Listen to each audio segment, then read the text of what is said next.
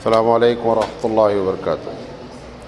الحمد للہ رب العالمین والعاقبۃ للمتقین والصلاۃ والسلام علی رسولہ الکریم۔ اعوذ باللہ من الشیطان الرجیم، بسم اللہ الرحمن الرحیم۔ لقد کان لکم فی رسول اللہ اسوۃ حسنہ، صدق اللہ العظیم۔ محترم حضرات، ہم سیرت رسول اکرم صلی اللہ علیہ وسلم پر گفتگو کر رہے ہیں سلسلے وار، اور آج اس کا 234 سیریل ہے 234۔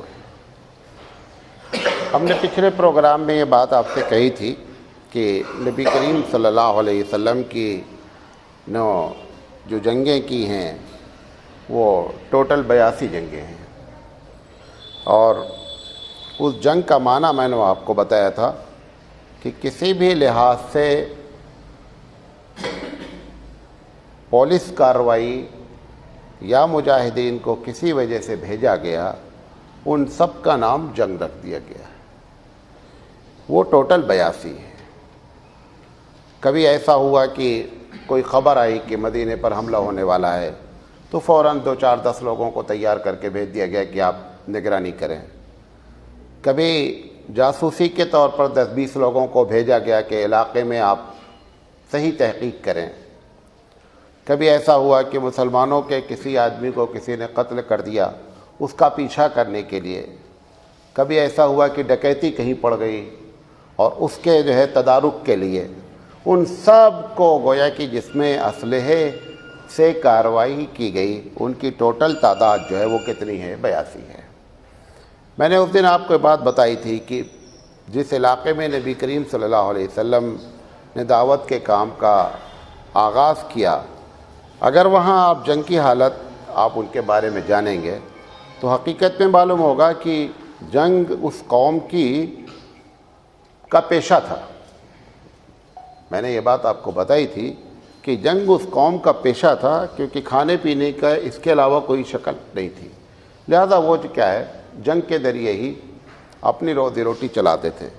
ایسے علاقے میں نبی کریم صلی اللہ علیہ وسلم نے جو یہ 82 جنگیں میں نے بتایا، مختلف انداز سے نام 82 دیا گیا ہے، اس 82 میں سے 27 جنگ میں نبی خود شریک رہے ہیں۔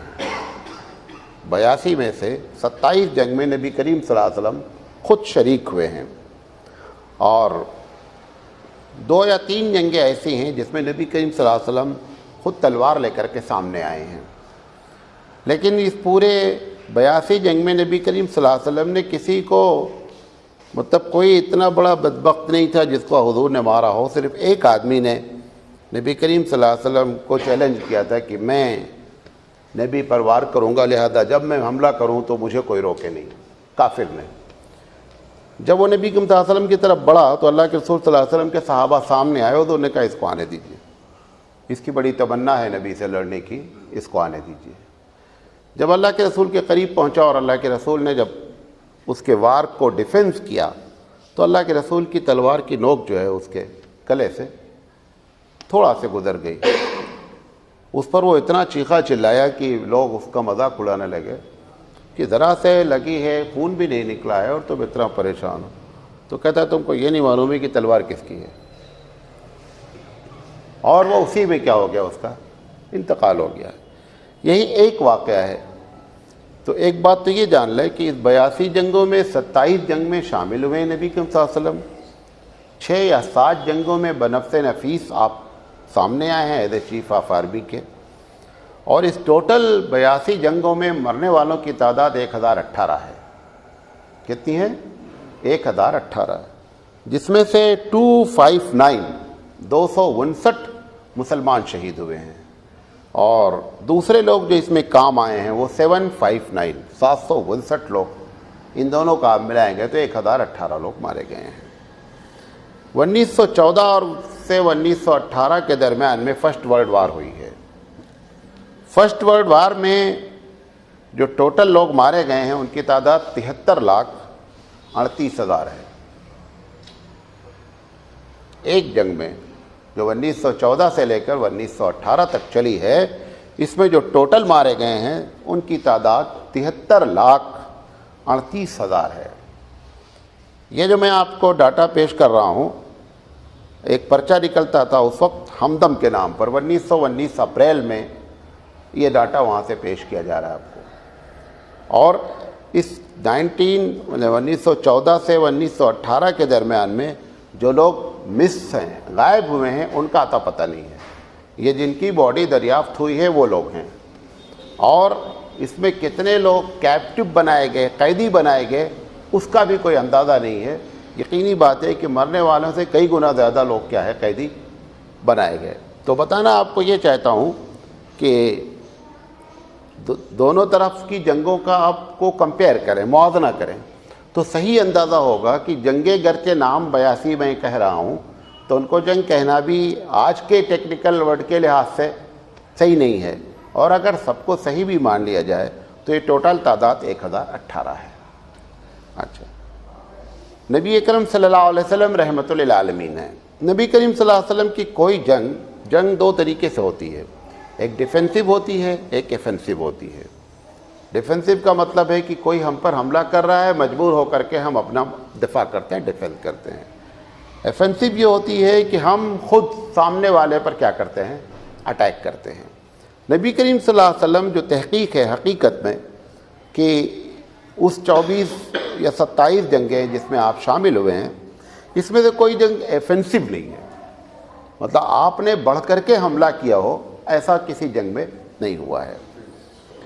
ایسا تو ہوا ہے کہ نبی کریم صلی اللہ علیہ وسلم کو ان کی جنگی پلاننگ معلوم ہو گئی ہے، کیونکہ آپ کو ایک مرتبہ میں نے تقریر میں یہ بات کہی تھی کہ یہ لوگ ہمیشہ آپ کو یاد رکھنا چاہیے کہ اللہ سے ہمیشہ نبی کریم صلی اللہ علیہ وسلم کا رابطہ جو بدر جبریل جڑا رہتا تھا۔ تو ایسا ہوا کہ جبریل نے آ کر اطلاع دے دی، ان کی پوری پلاننگ لیک ہو گئی، اور اللہ کے رسول صلی اللہ علیہ وسلم نے قبل اس کے کہ وہ آگے بڑھتے، اللہ کے رسول صلی اللہ علیہ وسلم خود ان کے دروازے پر پہنچ گئے اور ان کی سرحد میں داخل ہو گئے۔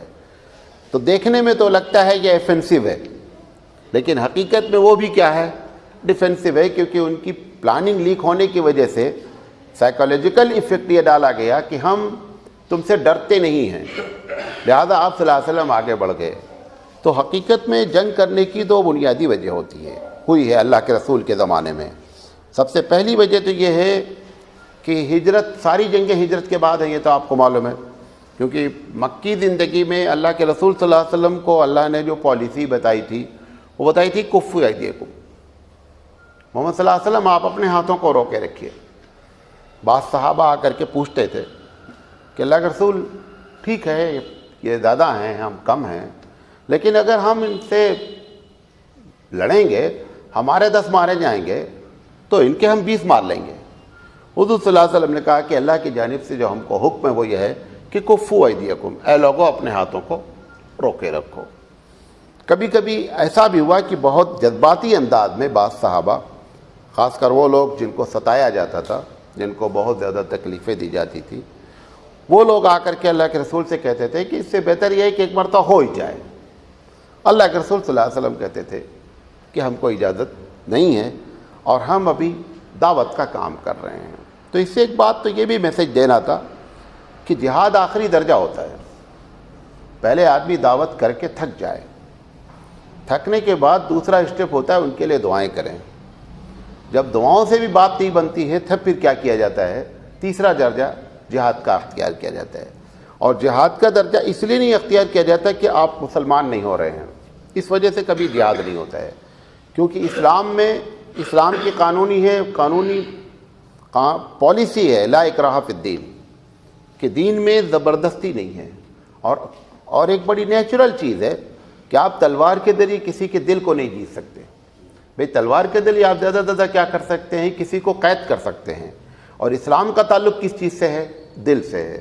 تو اگر ہم دعوت کا کام کر رہے ہیں اور اگر ہم زبردستی کسی کو مسلمان بنا لیں تو حقیقت میں نہ وہ مسلمان بنا اور نہ اس کے مسلمان بننے سے اسلام کو کوئی فائدہ ہے اور نہ وہ مسلم کمیونٹی میں بھی کوئی فائدہ کر سکتا ہے۔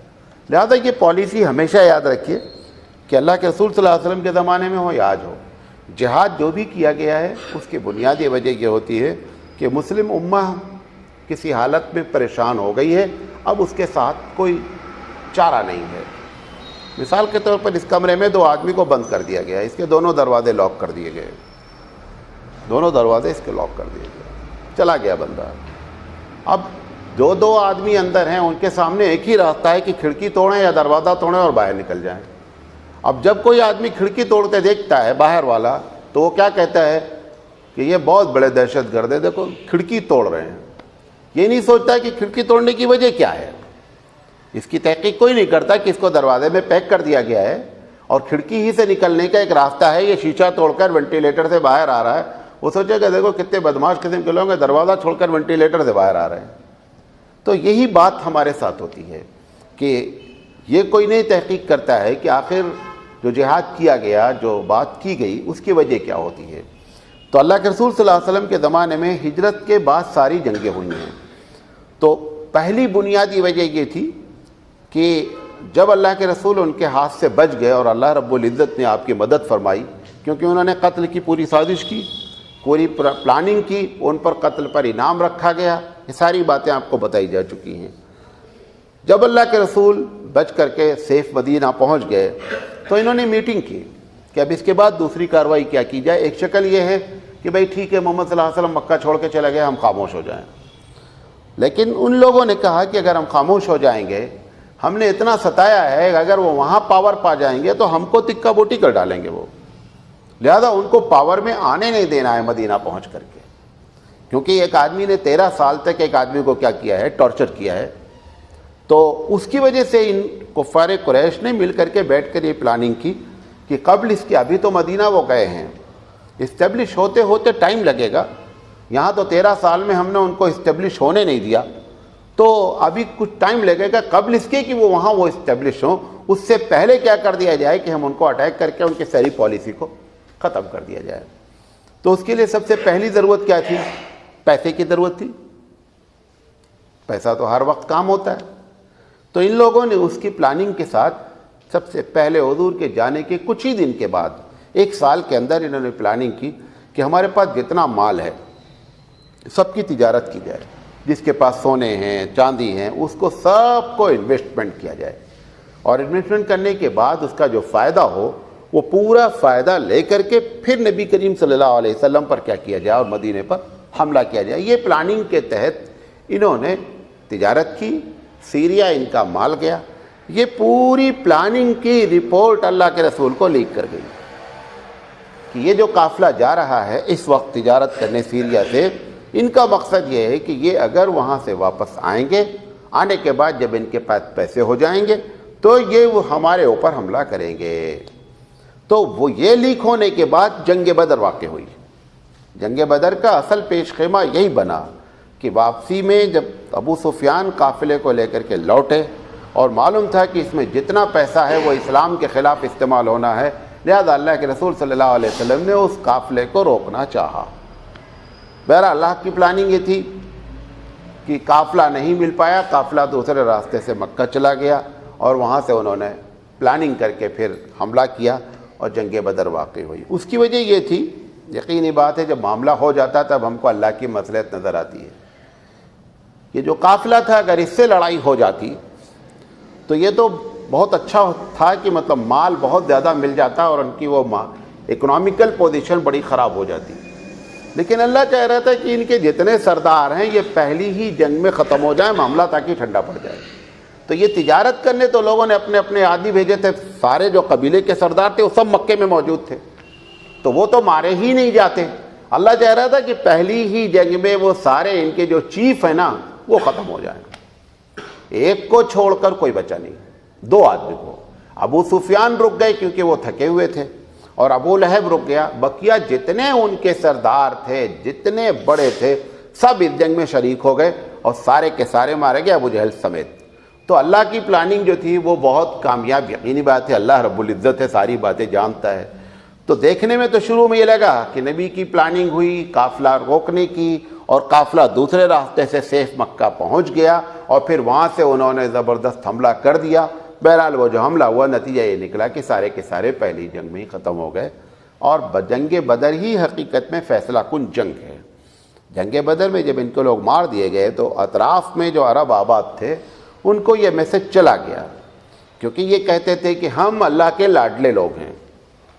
دیکھو بیت اللہ ہمارے قبضے میں ہے, ہم بیت اللہ کے مجاور ہیں, ہم اس کی گدہ نشینی سنبھالے میں, اگر اللہ ہم سے ناراض ہوتا تو اپنے گھر کی گدہ نشینی ہم کو کیوں دے دیتا.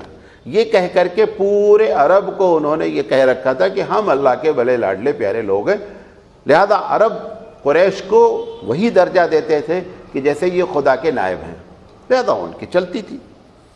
آپ کو معلوم ہے جب جاپان میں جنگ ہوئی اور امریکہ نے جاپان کو جو ہے وہ آئٹم بم ڈال کر کے سرنڈر کیا, تو ہندوستان میں بھی اور پوری دنیا میں بھی یہ جو بادشاہ لوگ ہوتے تھے یہ اپنے آپ کو کہتے تھے کہ ہم اللہ کے بڑے خاص لوگ ہیں, اور تبھی اللہ نے ہم کو ملک کی چابی دے رکھی ہے.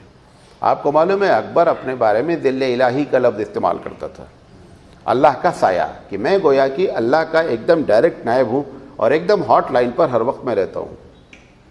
تو یہی بات جاپان کا جتنے راجہ ہوتے تھے, ہندو راجہ بھی اور مسلم راجہ بھی اسی قسم کا عقیدہ رکھتے تھے.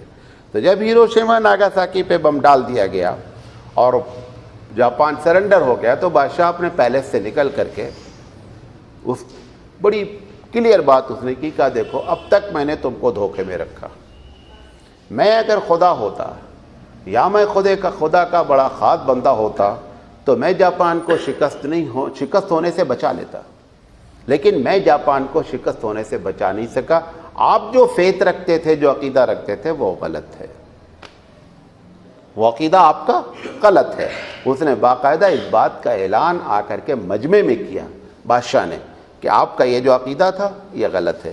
تو حقیقت میں کفار قریش جب یہ جنگ بدر میں مار دیے گئے تو اطراف میں جو انہوں نے عقیدہ پھیلا رکھا تھا کہ ہم اس کے مجاور ہیں, وہ سارا کا سارا معاملہ کیا ہو گیا, ختم ہو گیا, اور اندر سے لوگوں کا دل ٹوٹ گیا. چونکہ ابھی اسلام کا فیوچر ڈارک تھا, سمجھ میں نہیں آ رہا تھا کہ اونٹ کس کروٹ بیٹھنے جا رہا ہے. تو ایک قسم کے لوگ ہوتے نا, اب جیسے الیکشن ہوتا ہے تو کچھ لوگ ہوتے ہیں جو اپنی مٹھی بند رکھتے ہیں الیکشن میں. کانگریس جیت گئی تو اس کے ساتھ نعرہ مارے, صاحب ہم تمہارے ساتھ تھے. بی جے پی جیت گئی تو اس کے ساتھ, کیوں انہوں نے مٹھی اپنی کھولے نہیں ہے, وہ دوگلی پالیسی اختیار کیے رہتے ہیں کہ جدھر معاملہ بنے گا ادھر کیا ہو جائیں گے, آخر میں شامل ہو جائیں گے, ہم تو آپ کے سپورٹر ہیں. تو یہ بہت زمانے سے چلتا رہتا ہے. تو وہاں پر ایسے ہی لوگ تھے کہ جب دیکھیں گے کہ ابو سفیان جیت رہا ہے تو نعرے تکبیر ابو سفیان کی طرف ہو جائے گی, محمد صلی اللہ علیہ وسلم جیت رہے ہیں تو ادھر نعرے تکبیر ہو جائے گی. تو اس قسم کی باتیں تھیں. تو بہرحال بتانا یہ چاہتا ہوں کہ جنگ کی پہلی بنیادی وجہ یہ تھی کہ دشمنوں نے مدینے پر اور اسلامی مسلمانوں پر حملہ کرنے کی تیاری کی. اللہ کے رسول نے مجبور ہو کر کے اپنی اور مسلمانوں کی حفاظت کے لیے کوئی چارہ نہیں تھا کہ اب جنگ کی جائے. اچھا, اب چونکہ یہ بھی اللہ کے رسول اچھی طرح جانتے تھے کہ ہماری ان کی دشمنی کوئی پرسنل بات نہیں ہے, یعنی ہم نے نہ ان کا مال کھایا ہے نہ یہ ہمارا مال کھائے ہیں, ہم ان کو بات سمجھا رہے ہیں اور ان کی بات سمجھ میں نہیں آ رہی ہے. لہذا آپ زیادہ سے زیادہ اس بات کو اوائڈ کرتے تھے کہ کسی طریقے سے جانے نہ جائیں, لوگ بات سمجھنے, دعوت کا کام چلے, دعوت کو یہ رکاوٹ نہ بنے. لیکن جیسے ہوتا نا کہ جب جنگ ہوتی ہے تو ایک بڑا ہوتا ہے کہ جتنے ہو سکے مار ڈالو, ختم کرو. ایسی پالیسی کسی جنگ میں اسلام کی رہی ہی نہیں کہ جتنے ہو سکے, کیونکہ مقصد جانوں کو مارنا نہیں تھا, مقصد تھا جانوں کو دین کی بات پہنچانا. تو وہ مجبور ہو کر کے اگر جہاد کیا بھی گیا تو اس میں یہ کبھی پالیسی نہیں اختیار کی گئی کہ آپ جتنے مل سکے ان کو مارو, بلکہ اس کے اگینسٹ پالیسی بنائی گئی کہ لڑیں گے آپ صرف انہی لوگوں سے جو اسلحہ لے کر کے آئیں. کوئی آدمی سرنڈر ہو گیا اس کی بات مان لیں, لڑکے بچوں پر ہاتھ نہیں اٹھائیں, بوڑھوں کو اس میں انوالو نہیں کریں, عورتوں کی سخت سیکیورٹی کی جائے, سوائے وہ عورت جو جنگ میں فزیکلی انوالو ہے وہ ایک گویا کی جنگی عورت ہے, ورنہ اس کے علاوہ عورتوں کو, بچوں کو, بوڑھوں کو, یہ ساری پالیسی خود بتاتی ہے کہ مارنا مقصد نہیں ہے, کہ کسی طریقے سے سرنڈر کرا دیا جائے. اللہ کے رسول صلی اللہ علیہ وسلم نے یہی وجہ ہے کہ اگر 82 جنگیں صحیح معنی میں لڑی جاتی, ابھی اگر آپ 1018 اس کا بتا رہے ہیں, اگر اس کو سارے کوئی جنگ مان لیا تو 10 کا ایوریج آئے گا زیادہ سے زیادہ, ایک جنگ میں 10 کا ایوریج. آپ کو میں نے بتایا کہ ایک جنگ میں 73 لاکھ اور 38,000 لوگ کیا ہے مار دیے گئے. تو وہاں پر مارنا ہی مقصد تھا، اور نتیجہ کیا نکلا؟ نتیجہ کچھ نہیں نکلا۔ اگر یہاں پر 1018 لوگ مارے گئے تو پورے علاقے میں امن قائم کر دیا گیا، پورے علاقے میں اسلامی حکومتیں قائم ہو گئی، لوگ امن کی زندگی گزارنے لگے۔ جب یہ بعد میں اسلام کا چرچا ہوا، اسلام قائم ہو گیا، تو جو اپنے زمانے میں بہت پکے کافر تھے، جب انہوں نے دیکھا کہ اسلام ہے تو پھر اپنے اوپر بہت لعنت کرتے تھے کہ ہم نے اتنے دن تک اس مذہب کو کیوں چھوڑے رکھا اور مخالفت میں ہم میدان میں کیسے اترے، اپنے آپ کو کوستے تھے کہ ہم سے یہ بہت بڑی غلطی ہوئی ہے۔ بہرحال اللہ نے جس کو جب توفیق دی، تو ایک وجہ بنیادی یہ تھی اللہ کے رسول صلی اللہ علیہ وسلم کو تلوار اٹھانے کی کہ مجبوری درجے میں تلوار اٹھائی گئی، اس کے علاوہ کوئی شکل نہیں تھی۔ اچھا، دوسری وجہ کہ دشمن سامنے آ ہی گیا اور لڑنے کے لیے مدینہ، وہ خود مدینے کے قریب آ گیا، مدینے پر حملہ کرنے کی، اب اس میں بھی کوئی چارہ نہیں تھا کہ جنگ کے علاوہ کوئی شکل بنتی نہیں تھی۔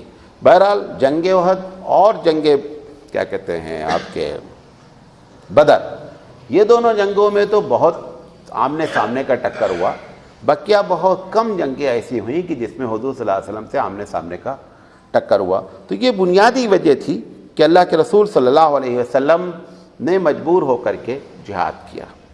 اچھا، اب اس وقت جو جہاد ہوتا ہے، سب سے پہلی بات تو یہ سمجھ لیں کہ جہاد کا جو کانسیپٹ ہے، جہاد کا جو اصلی جہاد کی پالیسی ہے، وہ مسلمانوں کے ایک بڑے طبقے کو معلوم ہی نہیں ہے۔ مطلب اسے معلوم ہی نہیں کہ جہاد اوریجنل کسے کہتے ہیں، جہاد کس سے کیا جانا چاہیے، جہاد کب کیا جانا چاہیے، جہاد کس کی پرمیشن سے کیا جانا چاہیے۔ اس کی وجہ یہ ہے کہ یہ پچھلے 40-50 سال سے مسلمانوں پر یہ پریشر ڈالا جاتا رہا۔ جب انگریز کے خلاف جنگ کا فتویٰ دیا گیا، جہاد کا فتویٰ دیا گیا، تو انگریز اسی وقت سے اس بات کو نوٹس کیے کہ ان کے ہاں یہ لفظ جہاد جو ہے بہت خطرناک ورڈ ہے۔ اگر ان کے علماء جہاد کا فتویٰ دے دیتے ہیں تو پھر یہ اپنی جانوں کو کچھ بھی نہیں سمجھتے ہیں۔ تو اس وقت سے یہ اس بات کو نوٹس کیے بیٹھے تھے کہ جہاد جو ہے وہ ان کے ہاں سے ختم ہونا چاہیے۔ تو ڈائریکٹ تو یہ نہیں کہہ سکتے تھے کہ آپ جہاد ختم کریں۔ آپ کو معلوم ہے کہ بہت مرتبہ یورپ نے اس بات کی کوشش کی کہ سورہ توبہ کو قرآن مجید سے نکال دیا جائے، بہت کئی مرتبہ اس بات کی ڈیمانڈ کی جاتی رہی کہ جو ہے وہ جہاد کو، یہ سورہ توبہ کو قرآن سے نکال دیا جائے۔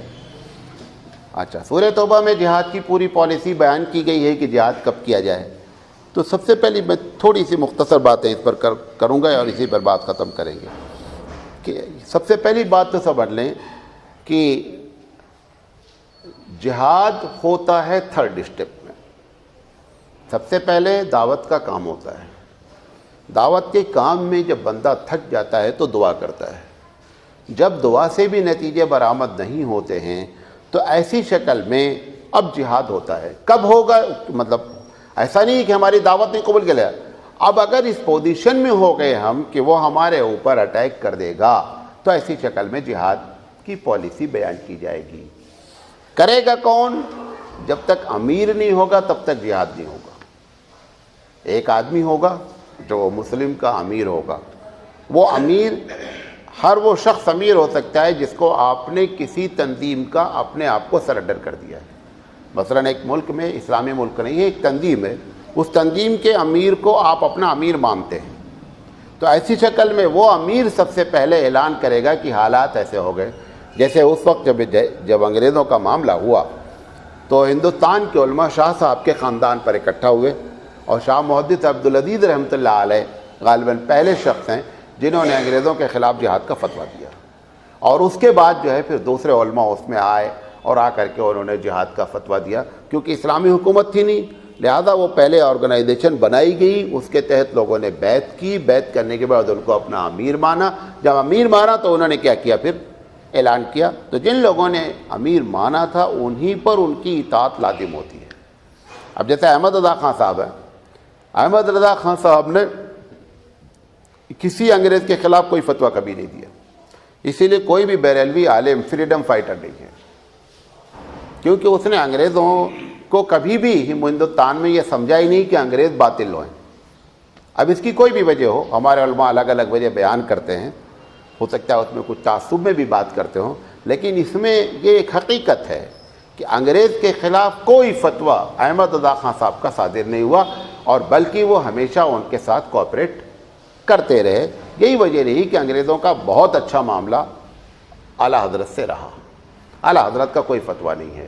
ہمارے یہاں امداد اللہ مہاجر مکی ہوں یا مولانا ضامن صاحب ہوں یا کیا کہتے ہیں تھانی رحمۃ اللہ علیہ ہوں، مفتی شفیع صاحب ہوں، قاسم نانوتی رحمۃ اللہ علیہ ہوں، یہ سارے کے سارے فریڈم فائٹر ہیں، اور اس کی وجہ یہی تھی کہ ان لوگوں نے انگریزوں کی حکومت کے خلاف جہاد کا فتویٰ دیا، اور اپنے امیر کے تحت انہوں نے اپنا امیر بھی بنایا، اور اس کے جھنڈے کے تحت انہوں نے کچھ علماء ہمارے اس میں جنگ کی حالت میں شہید ہوئے، کچھ جنگ کی حالت میں نہ شہید ہو کر کے بلکہ انگریزوں کی گرفت میں آئے، اور ان کی ایک بڑی تعداد ہے جو ہزاروں کی تعداد میں جن کو پھانسی چڑھا دی گئی، کامیاب نہیں ہوئے، لہذا وہ اریسٹ ہوئے۔ اریسٹ ہونے کے بعد ایک بڑی تعداد کو، کہتے تو ہیں 55,000 لوگوں کو پھانسی کی سزا دی گئی۔